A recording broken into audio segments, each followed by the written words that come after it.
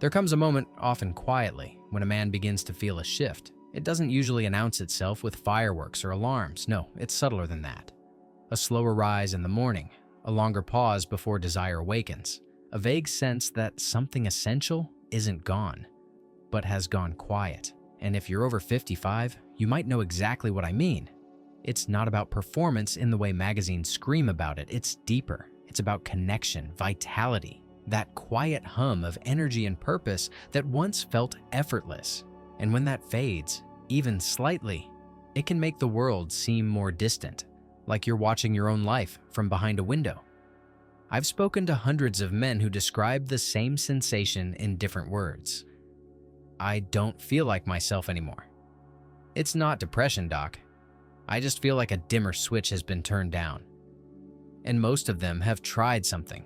Pills, powders, promises. Some worked a little, many didn't. But what they rarely hear, what no one tells them, is that what they're experiencing isn't a moral failing or just getting old. It's chemistry, brain chemistry, blood chemistry, heart chemistry. It's the story of how your body speaks to itself. And the good news is that language can be relearned. It can be nourished, gently awakened. Let me tell you a story about a man I once treated.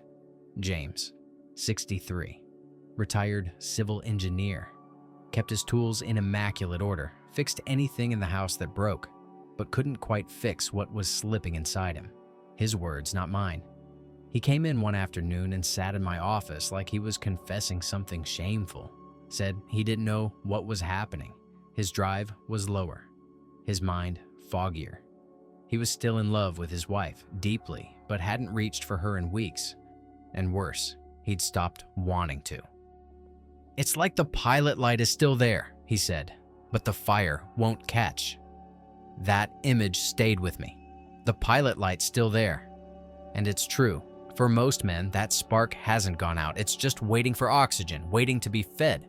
What James was describing wasn't just about testosterone or aging. It was about dopamine, a neurotransmitter, yes, but more than that, it's your internal motivator. It governs desire, drive, pleasure, focus, even intimacy. Dopamine is the thing that says, move toward that. Reach for it. You care about this. And as we age, dopamine pathways don't just slow down, they quiet. Less stimulation, less novelty, less emotional risk. The world narrows, and with it, so does desire. But here's the beautiful part. Dopamine is incredibly responsive to nourishment, not just through medications, but through certain nutrients that prime the brain to feel again, to want again.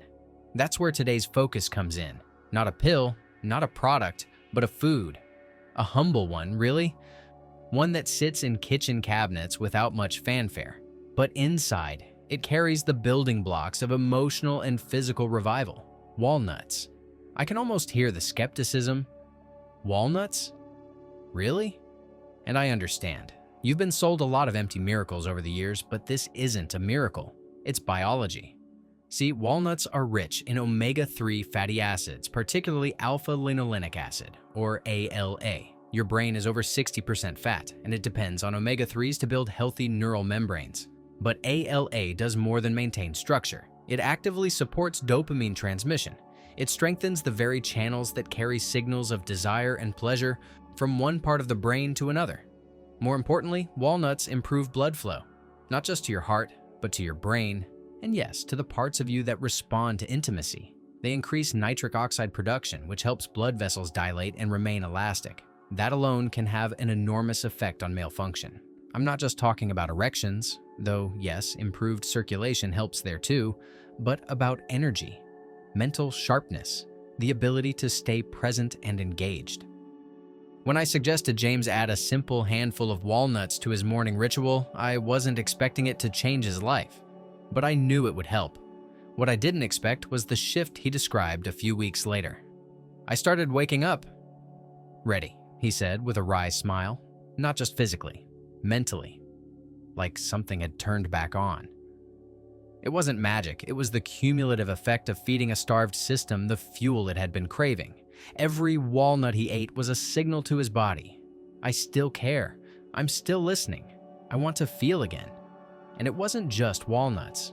As he added them, he also started walking more, reaching for music that stirred him, letting himself feel pride again in small things like fixing the garden gate or making his wife laugh with an old joke. That's the hidden gift of nourishment. It doesn't just feed the body, it awakens rituals that restore the soul. But let's slow down here. Before I go too far into poetic language, I want to bring this back to science, because I know you've been promised too many things that didn't deliver. So here's what the research shows. Regular walnut consumption is associated with improved endothelial function, meaning better flexibility of your blood vessels. It's also linked with increased antioxidant activity in the brain, which protects dopamine-producing neurons from oxidative stress, one of the major factors in age-related cognitive and emotional decline.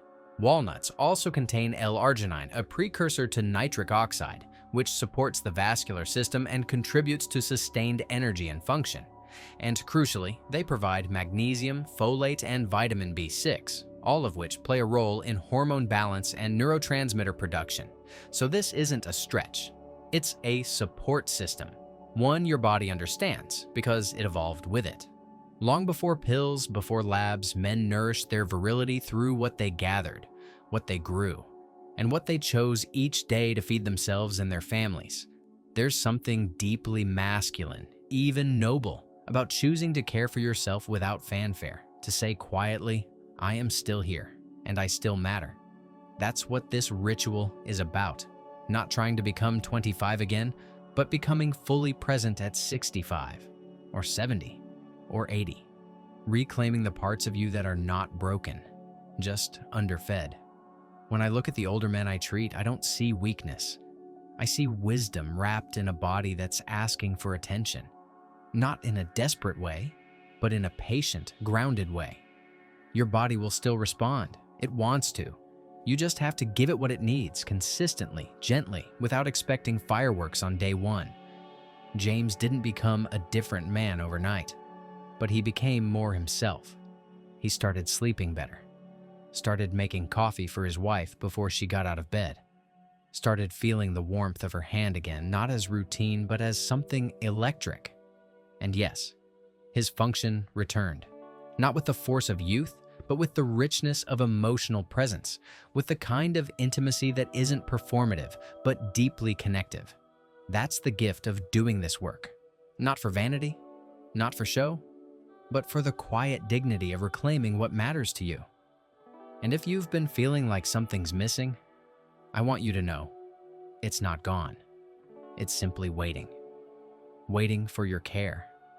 Waiting for your yes. There's more to this story.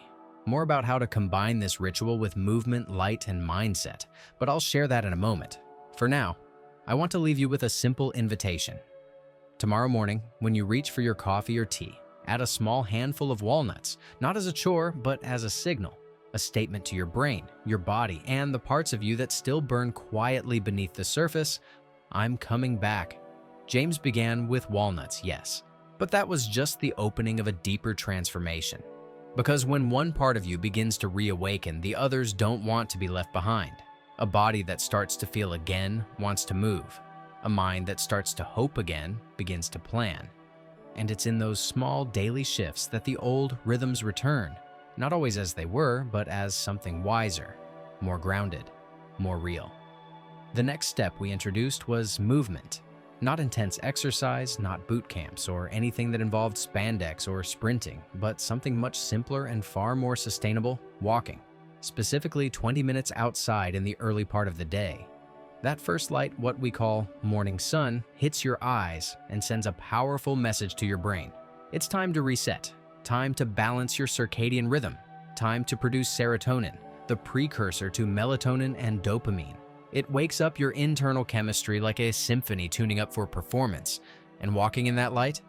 That's when everything aligns, blood flows, joints loosen, lungs expand. And somewhere around the 5th or 6th minute, you begin to remember something ancient. I am built to move forward.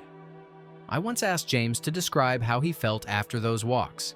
He thought about it for a moment, then said, "It's like a little engine starts turning. Not a race car engine, more like a boat motor. Slow and steady, but powerful." That metaphor struck me because that's exactly how dopamine behaves. It's not always fireworks. Sometimes it's just the steady hum of forward motion, of choosing to participate in your own life again. But the modern world isn't designed for this kind of restoration.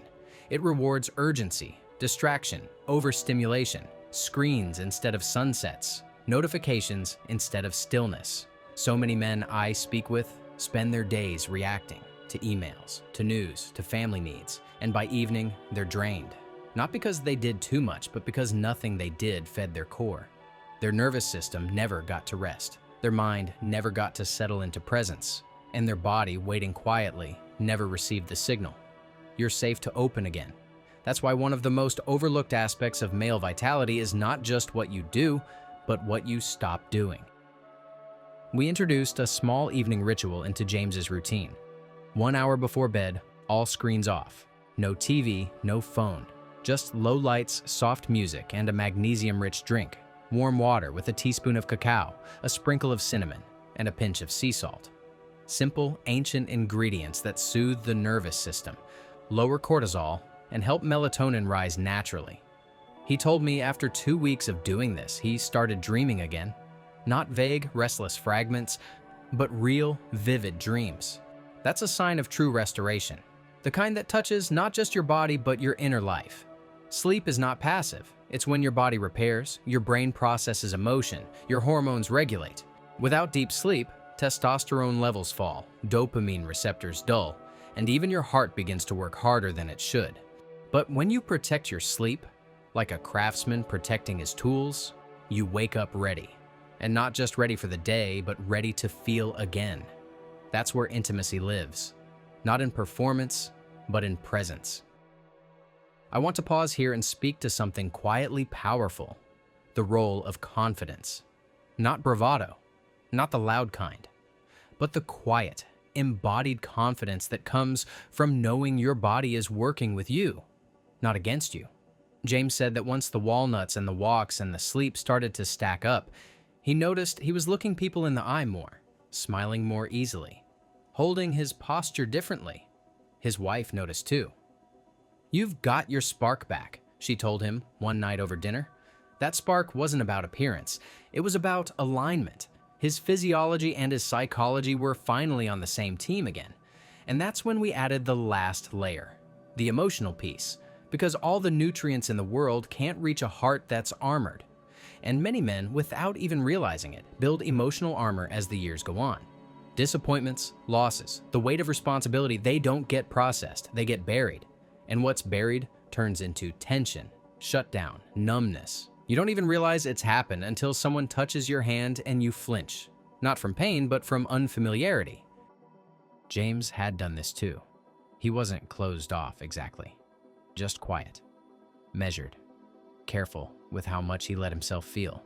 So I asked him one day to try something simple. At the end of each night, write down one thing he felt grateful for. Not thought, not logic, but feeling. Something that stirred his chest, warmed his breath. The first few days were awkward. He wrote about the weather, the meal he had. But then it shifted. One night he wrote, "Today I heard her humming in the kitchen while she folded laundry. That sounds safe, familiar? I hadn't noticed it in years." That was the moment the dam began to break. The feeling came back. The tenderness. And with it, the connection. Dopamine is not just about action. It's also about anticipation, reward, emotional depth. When you begin to feel again, not just physically, but emotionally, you create a feedback loop that sustains health far longer than any supplement can. You want to care for yourself. You want to be close again. You want to show up with all the parts of you that have been waiting, patiently, for permission. And that's what this journey is really about, not about fixing something broken, but about returning to something true. I've seen it in the eyes of every man who commits to this path, not perfectly, not rigidly, but honestly. They begin to glow, not with youth, but with presence, with life. By the time James came in for his 3-month check-in, he wasn't just functioning again, he was thriving. His labs had improved, his energy was steady, his intimacy had deepened. And most of all, he felt like himself again. Or maybe, as he said, like the version of me I always hoped I'd become. That's the power of this quiet daily discipline. Walnuts in the morning, a walk in the light, stillness before bed, a moment of gratitude. These are not trends. They're ancient, they're human, and they work. So if you've been waiting for a sign, this is it. Not from me, but from your own body. It's still listening. It still remembers. The chemistry of desire, energy, focus, it's still there. You just have to feed it, gently, daily, without judgment or rush. Start tomorrow. Pour your coffee, crack a handful of walnuts, step outside. Let the light hit your face. Take a breath that fills your lungs, not just your chest, then move, slowly, intentionally. And know that with every step, every bite, every choice, you are not just aging, you are becoming more yourself, more alive. If this video spoke to something in you, take a moment to let it sink in. Maybe even share it with someone who needs to hear it. And if you'd like more guidance on building these habits into your life, I invite you to stay connected here. This journey isn't one you need to walk alone. Until next time, take care of yourself like someone you deeply love, because you are, and you deserve to feel it fully, deeply, without apology. Your second act is not behind you. It's unfolding now, and it begins with something as simple, as sacred, as choosing to feel again.